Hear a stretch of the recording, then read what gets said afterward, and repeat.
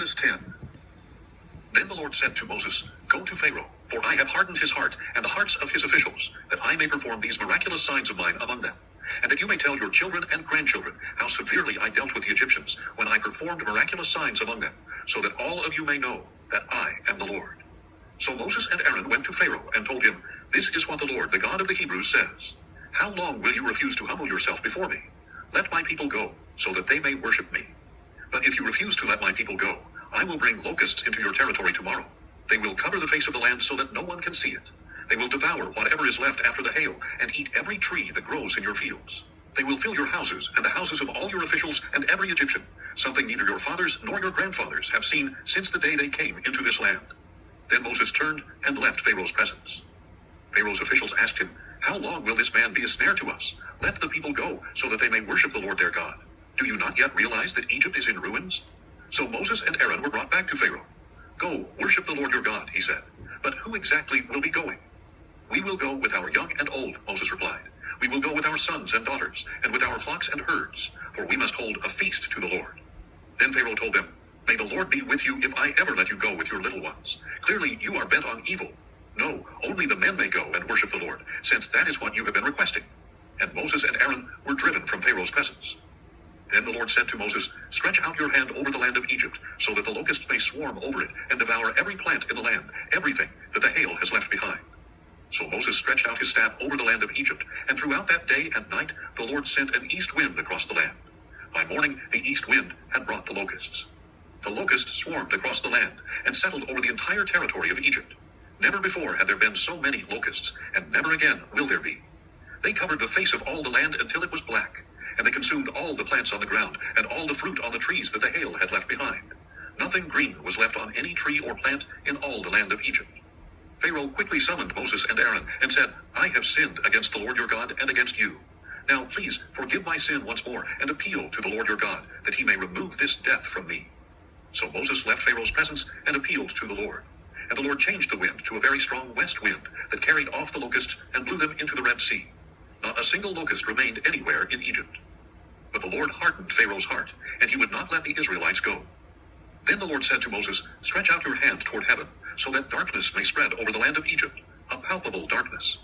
So Moses stretched out his hand toward heaven, and total darkness covered all the land of Egypt for 3 days. No one could see anyone else, and for 3 days no one left his place. Yet all the Israelites had light in their dwellings. Then Pharaoh summoned Moses and said, Go, worship the Lord. Even your little ones may go with you. Only your flocks and herds must stay behind. But Moses replied, You must also provide us with sacrifices and burnt offerings to present to the Lord our God. Even our livestock must go with us. Not a hoof will be left behind, for we will need some of them to worship the Lord our God, and we will not know how we are to worship the Lord until we arrive. But the Lord hardened Pharaoh's heart, and he was unwilling to let them go. Depart from me, Pharaoh said to Moses. Make sure you never see my face again, for on the day you see my face, you will die. As you say, Moses replied, I will never see your face again. Exodus 11. Then the Lord said to Moses, I will bring upon Pharaoh and Egypt one more plague. After that, he will allow you to leave this place. And when he lets you go, he will drive you out completely. Now announce to the people that men and women alike should ask their neighbors for articles of silver and gold. And the Lord gave the people favor in the sight of the Egyptians. Moreover, Moses himself was highly regarded in Egypt by Pharaoh's officials and by the people. So Moses declared, This is what the Lord says. About midnight, I will go throughout Egypt, and every firstborn son in the land of Egypt will die, from the firstborn of Pharaoh who sits on his throne to the firstborn of the servant girl behind the handmill, as well as the firstborn of all the cattle. Then a great cry will go out over all the land of Egypt. Such an outcry has never been heard before, and will never be heard again. But among all the Israelites, not even a dog will snarl at man or beast. Then you will know that the Lord makes a distinction between Egypt and Israel. And all these officials of yours will come and bow before me, saying, Go, you and all the people who follow you. After that, I will depart. And hot with anger, Moses left Pharaoh's presence. The Lord said to Moses, Pharaoh will not listen to you, so that my wonders may be multiplied in the land of Egypt. Moses and Aaron did all these wonders before Pharaoh, but the Lord hardened Pharaoh's heart, so that he would not let the Israelites go out of his land. Exodus 12. Now the Lord said to Moses and Aaron in the land of Egypt, This month is the beginning of months for you. It shall be the first month of your year. Tell the whole congregation of Israel that on the 10th day of this month, each man must select a lamb for his family, one per household. If the household is too small for a whole lamb, they are to share with the nearest neighbor based on the number of people, and apportion the lamb accordingly. Your lamb must be an unblemished year-old male, and you may take it from the sheep or the goats. You must keep it until the 14th day of the month, when the whole assembly of the congregation of Israel will slaughter the animals at twilight. They are to take some of the blood and put it on the sides and tops of the doorframes of the houses where they eat the lambs. They are to eat the meat that night roasted over the fire, along with unleavened bread and bitter herbs. Do not eat any of the meat raw or cooked in boiling water, but only roasted over the fire, its head and legs and inner parts. Do not leave any of it until morning. Before the morning, you must burn up any part that is left over. This is how you are to eat it. You must be fully dressed for travel, with your sandals on your feet and your staff in your hand. You are to eat in haste. It is the Lord's Passover. On that night, I will pass through the land of Egypt, and strike down every firstborn male, both man and beast. And I will execute judgment against all the gods of Egypt. I am the Lord. The blood on the houses where you are staying will distinguish them. When I see the blood, I will pass over you.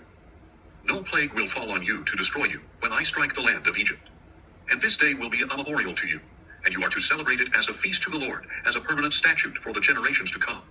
For 7 days you must eat unleavened bread. On the first day you are to remove the leaven from your houses. Whoever eats anything leavened from the first day through the 7th must be cut off from Israel. On the first day you are to hold a sacred assembly, and another on the 7th day. You must not do any work on those days, except to prepare the meals. That is all you may do. So you are to keep the feast of unleavened bread, for on this very day I brought your divisions out of the land of Egypt. You must keep this day as a permanent statute for the generations to come. In the first month you are to eat unleavened bread, from the evening of the 14th day until the evening of the 21st day. For 7 days there must be no leaven found in your houses. If anyone eats something leavened, that person, whether a foreigner or native of the land, must be cut off from the congregation of Israel. You are not to eat anything leavened. Eat unleavened bread in all your homes. Then Moses summoned all the elders of Israel and told them, Go at once and select for yourselves a lamb for each family, and slaughter the Passover lamb. Take a cluster of hyssop, dip it into the blood in the basin, and brush the blood on the top and sides of the doorframe. None of you shall go out the door of his house until morning. When the Lord passes through to strike down the Egyptians, he will see the blood on the top and sides of the doorframe, and will pass over that doorway. So he will not allow the destroyer to enter your houses and strike you down. And you are to keep this command as a permanent statute for you and your descendants. When you enter the land that the Lord will give you as he promised, you are to keep this service.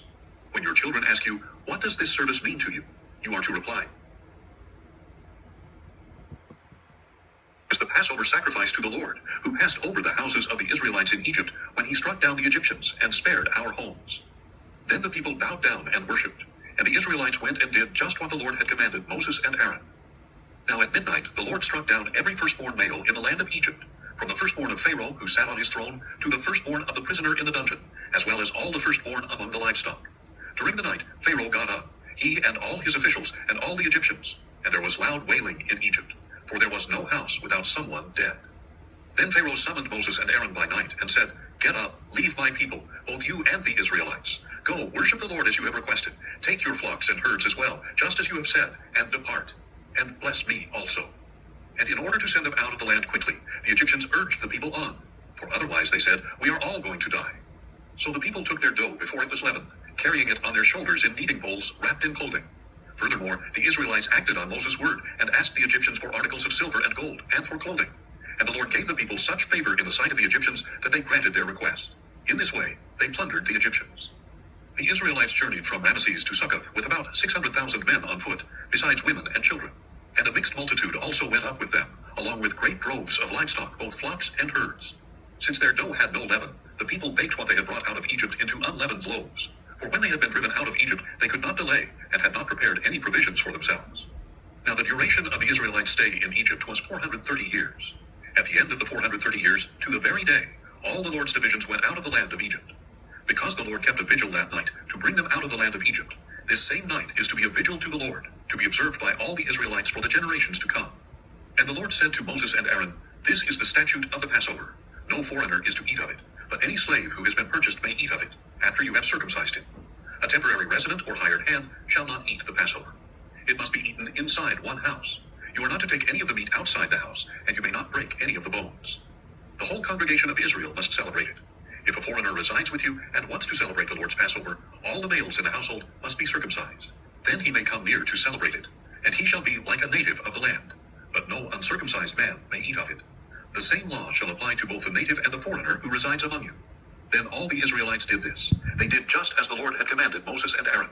And on that very day, the Lord brought the Israelites out of the land of Egypt by their divisions.